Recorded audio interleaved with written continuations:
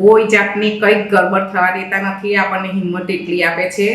હું સરસ ફરું છું, આખા વર્લ્ડમાં ફરું છું, મને કોઈ તકલીફ થતી નથી. અને અહીંયાની ફેસિલિટી સરસ છે, હોસ્પિટલની સ્ટાફય સરસ છે. હું ડૉક્ટર નિકુંજ વિઠલાણી સુરત શહેરમાં છેલ્લા 15 વર્ષથી કેન્સર સર્જન તરીકે કાર્યરત છું અને ભરત સાંઈ કેન્સર હોસ્પિટલ સાથે જોડાયેલો છું. આજે આપણી સમક્ષ ઉપસ્થિત છે અમારા એક જૂના મિત્ર કમ દર્દી એવા દક્ષાબેન, કે જેઓને બ્રેસ્ટનું કેન્સર હતું અને આજથી 10 વર્ષ પહેલાં એમને બ્રેસ્ટના કેન્સર માટે ટ્રીટમેન્ટ કરેલ હતી અને બ્રેસ્ટ કેન્સરની ટ્રીટમેન્ટ પછી તેઓ સંપૂર્ણપણે સાજા થઈ ગયા છે અને નોર્મલ લાઈફ જીવે છે.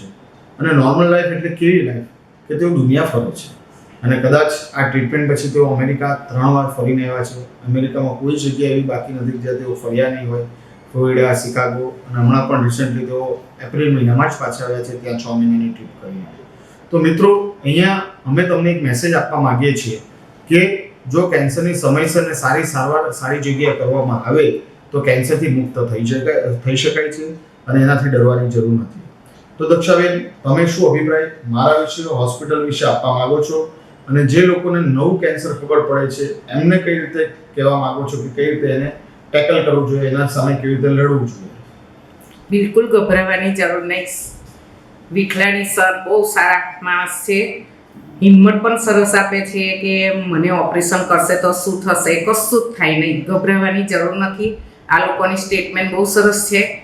સારી રીતના દર્દીને પણ, પેશન્ટને પણ એવી રીતના રાખે છે કે જાણે એમના મિત્ર જ છે.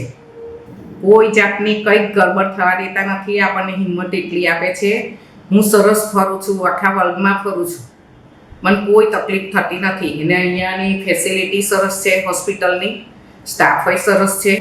બધા સારી રીતે વિનય વિવેકથી આપણને રાખે છે. એટલે મને કોઈ તકલીફ નથી હોસ્પિટલ વિશે. ને સર પણ બહુ સરસ, ને વિઠલાણી સર બહુ સરસ અમને સેવા આપે છે. તો મિત્રો, અહીંયા આ ઇન્ટરવ્યુ મારફતે અમે તમને એક જ મેસેજ આપવા માંગીએ છીએ કે જો કેન્સર ખબર પડે તો જેમ દક્ષાબેને કીધું તેમ ડરવાની જરૂર નથી.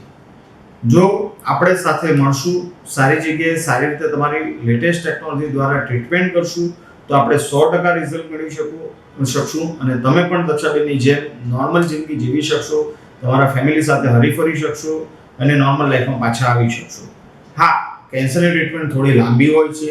ઇનિશિયલી 5-6 મહિનાનો પીરિયડમાં થોડી ઘણી હેરાનગતિ પણ થતી હોય છે, પરંતુ એમાં ગભરાઈ જવા અને ડરવાની જરૂર નથી. સમયસર સારવાર કરવાથી કેન્સર સારું થઈ શકે છે. જો આપણે કેન્સર સામે લડશું તો જ જીતી શકશું.